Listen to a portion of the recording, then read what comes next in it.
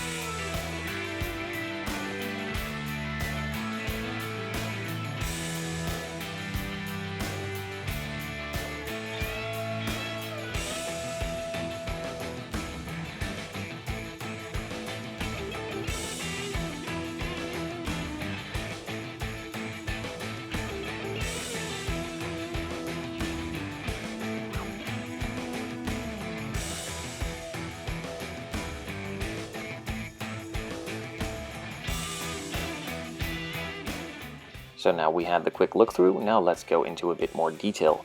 Starting it off with the taillights. These are one-piece taillights, which is fine. They are pre-colored, which is even better, so you don't have to paint them and mess them up potentially. And they also have some details in there.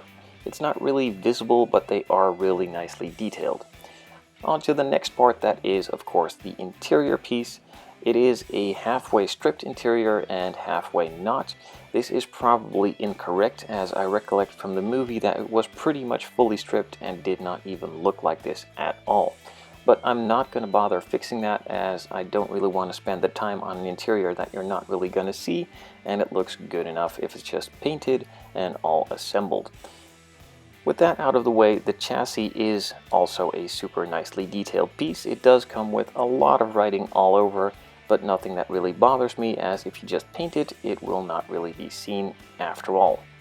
The tires, front and rear, are a different size. The rears are really thick. They are, I think, drag radials, and the fronts are just the normal profile tires. They are a bit too shiny for my taste, so I will take a piece of sandpaper and rough them up a bit.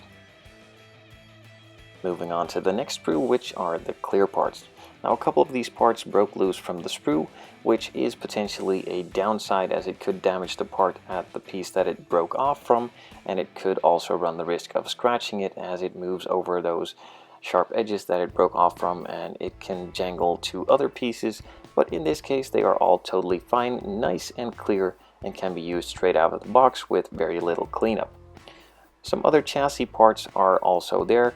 They are very nicely detailed. There are not a lot of parts in this kit, but all the parts that are there got a lot of time and attention during the making of this kit, and it was really thought through.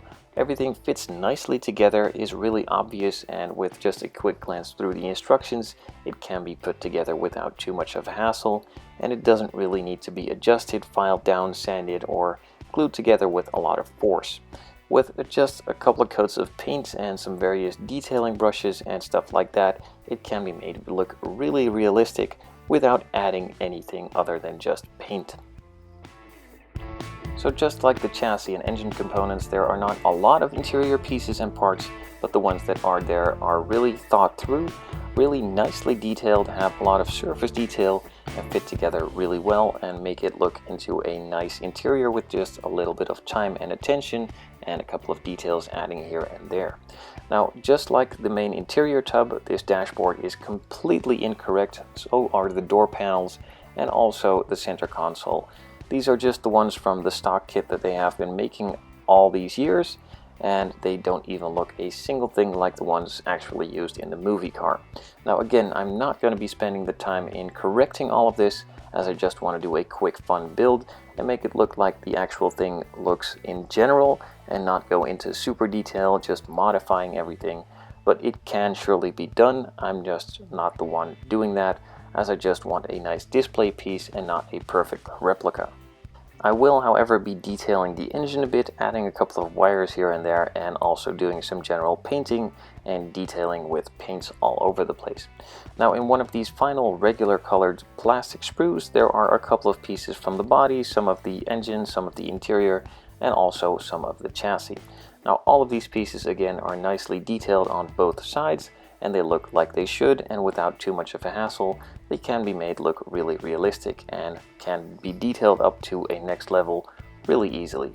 Now, the next couple of sprues are just a couple of chrome parts. These are all nicely cast, no flash whatsoever, but however, I'm not really a fan of the kit chrome most of the time, and in this case I will be stripping most of it off. I will be leaving the rims as they are, as I kind of think they look right, and all the other parts will be stripped from the chrome, and I will be painting them with some gloss black and then some alclad chrome on top.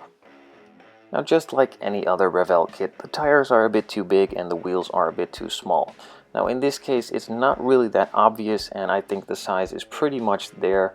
It could be a bit bigger of a wheel with a smaller tire, but in this case, I'm just going to run with it, as I don't really have replacement wheels that would look better and still simulate the ones from the actual car. Moving on to the final piece, and that is, of course, the body. Now, after I had painted it and started detailing it out, I noticed that these fenders are incorrect. There are some chrome edges around here. You can see them stick out a bit. They are not there on the actual movie car.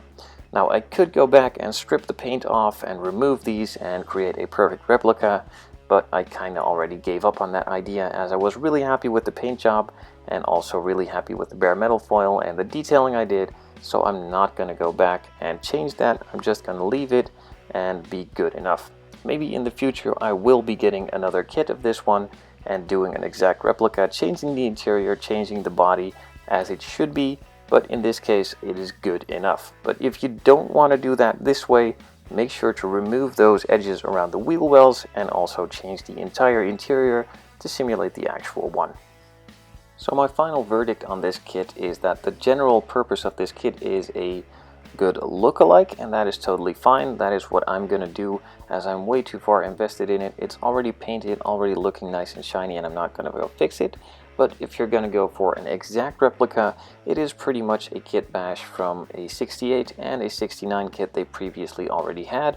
Took some parts from the race interior and also took some other parts from the normal kit, changed the front, changed the rear, but that's pretty much all they did, and they came off with it a bit too easy, and I don't think that Universal Studios should have approved this as a proper kit licensed by Universal Studios as a Fast and Furious franchise merchandise piece. But as I said again, for a general look-alike, it is good enough, and that's what I'm going to go with, as I'm too far along anyway. In the future I will be getting another kit and fixing it all to my liking and doing it all over again, going into it in a lot more detail than I did for this build.